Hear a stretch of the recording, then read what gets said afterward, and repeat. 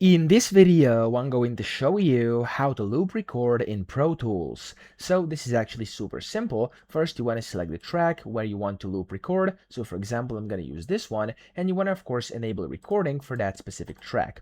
Now, whenever you've done this, you want to go to this record button up top, or the same thing is going to be, of course, allowed. If you go to Window and then Transport, it's going to basically be the same thing, and you can right-click on either of these two record buttons, and when you right-click, you can click on the loop mode. Now there we go. As you can see, this is going to be the loop record mode, and you can now go ahead and loop record. Okay, you can of course make your selection over here, so you have to select the loop range with this selector tool up top, make sure it's selected for you, and then you basically have to highlight the exact section you want to loop on the track's timeline. And after you have of course armed the track, so you click the record enable button over here, you can then just go ahead and hit play, and it's going to basically record kind of loop. Okay, so that's basically how you do this. I hope this video helped you out. If it did, please subscribe to the channel and help me out as well.